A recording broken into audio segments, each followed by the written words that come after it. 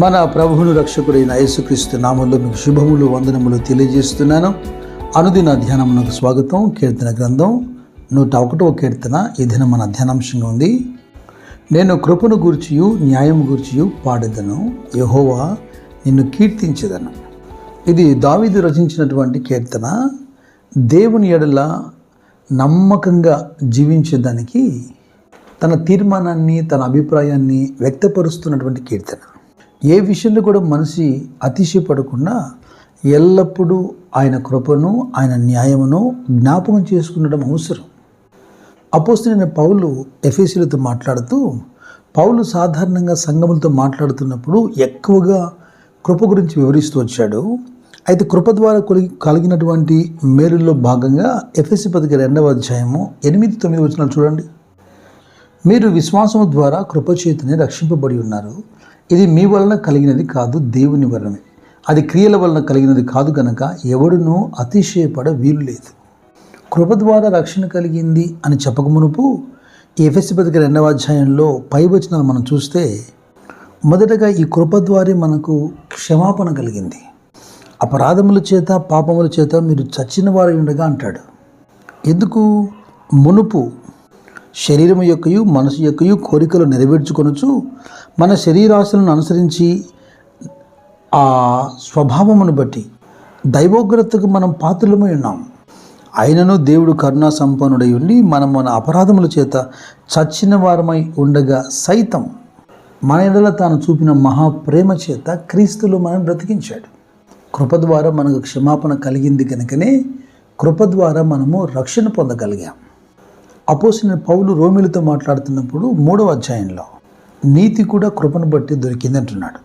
కాబట్టి నమ్మువారు ఆయన కృపచేతనే క్రీస్తు యేసునందలి విమోచనము ద్వారా ఉచితముగా నీతిమంతులని తీర్చబడుచున్నారు. ఆయన ముందుగా ఎవరిని నిర్ణయించాడో వారిని పిలిచాడు, ఎవరిని పిలిచాడో నీతిమంతులుగా తీర్చాడు, ఎవరిని నీతిమంతులుగా తీర్చాడో వారిని మహిమపరిచాడు. ఇదంతా కూడా ఆయన అనుగ్రహించిన కృపలో భాగమే కదా. పౌలు తీతుకు రాసిన పత్రికలో మరో మాట చెబుతున్నాడు. 3వ అధ్యాయంలో 7వ వాక్యం, మనం ఆయన కృప వలన నీతిమంతులమని తీర్చబడి నిత్యజీవమును గూర్చిన నిరీక్షణను బట్టి దానికి వారసుల మొగుడుకై ఆ పరిశుద్ధాత్మను మన రక్షకుడైన యేసుక్రీస్తు ద్వారా ఆయన మన మీద సమృద్ధిగా కుమ్మరించెను. కృప కృప కృప. అంచెలంచెలుగా మన జీవితంలో కలుగుతున్నటువంటి ఈ మార్పు అంతటికీ ఆయన ఉచితమైన కృపే కారణం. పాపక్షమాపణ, రక్షణ, నీతి మరియు నిత్య జీవం. అయితే ఓ వ్యక్తి పాపక్షమాపణ పొంది రక్షణ పొందిన నాటి నుండి నిత్య జీవం పొందేంత వరకు ఈ ఆధ్యాత్మికమైన యాత్రలో అనేక రకమైన శోధనలు, శ్రమలు ఉంటాయి. వాటి మధ్యలో కృపకు భాగం లేదా అంటే కొరింథీయులతో పౌలు మాట్లాడుతున్నప్పుడు 2వ పత్రికలో 12వ అధ్యాయంలో తన వ్యక్తిగత అనుభవాన్ని రాస్తున్నాడు. నాకు కలిగినటువంటి ప్రత్యక్షతలు బహు విశేషముగా ఉన్నందున నేను అత్యధికముగా హెచ్చిపోకుని నిమిత్తము నాకు శరీరంలో ఒక ముళ్ళు, నేను అత్యధికముగా హెచ్చిపోకుని నిమిత్తము నన్ను నలగొడుటకు సాతాను యొక్క దూతగా ఉంచబడిన. అది నా యొద్ద నుండి తొలగిపోవాలని దాని విషయమై ముమ్మారు ప్రభువును వేడుకొంటిని. అందుకు నా కృప నీకు చాలును, బలహీనత యందు నా శక్తి పరిపూర్ణమగుచున్నదని ఆయన నాతో చెప్పాను. కాగా క్రీస్తు శక్తి నా మీద నిలిచిన నిమిత్తము విశేషముగా నా బలహీనతల యందే బహు సంతోషముగా అతిశయపడుదును. ఎదురవుతున్న ప్రతి సమస్యలను అధిగమించేందుకు తోడ్పడుతున్న అనుదిన కృప. అందుకే పౌలు అంటాడు రోమీయులతో మాట్లాడుతున్నప్పుడు 5వ అధ్యాయంలో, మరియు ఆయన ద్వారా మనము విశ్వాసము వలన ఈ కృపయందు ప్రవేశము గలవారమై అందులోనే నిలిచి ఉండి దేవుని మహిమను గురించిన నిరీక్షణను బట్టి అతిశయపడుతున్నాం.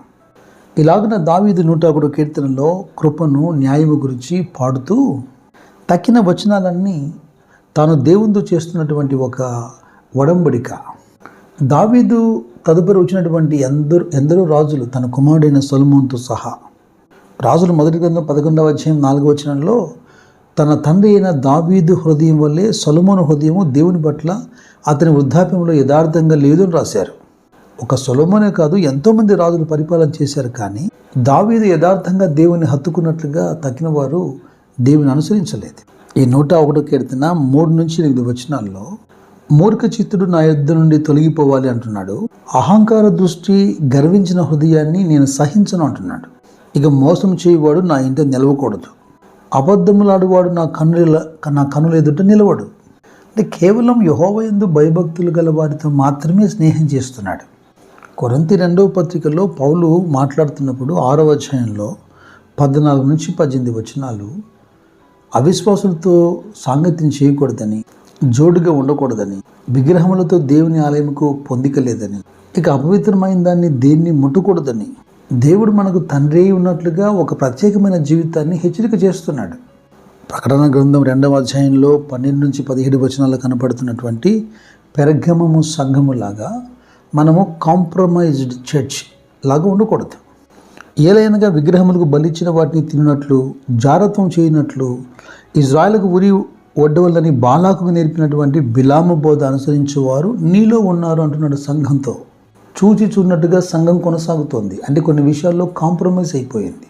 దేవుడు ఖచ్చితంగా హెచ్చరిక చేస్తున్నాడు, నువ్వు మారుమనసు పొందాలి, లేదా నా నోటి నుండి వచ్చు ఖడ్గంతో నేను నీ ఎద్దుకు వచ్చి నీతో యుద్ధం చేస్తానంటున్నాడు. దావీదు యొక్క ఆత్మ సంబంధమైన ఈ ఆవేశం చూడండి. 101వ కీర్తన ఇలాగన దావీదు ముగిస్తున్నాడు, యెహోవా పట్టణములో నుండి పాపము చేయి వారందరినీ నిర్మూలన చేయుటకై దేశమందలి భక్తిహీనులందరినీ ప్రతి ఉదయమున నేను సంహరించేదను. దుష్టుల ఆలోచన చొప్పున నడవక, పాపుల మార్గమును నిలవక, అపహాసకులు కూర్చుండు చోట కూర్చుండక అన్నట్టుగా తన సహవాసాన్ని చాలా క్లీన్గా దావీదు ఉంచుకుంటున్నాడు. గమనించండి.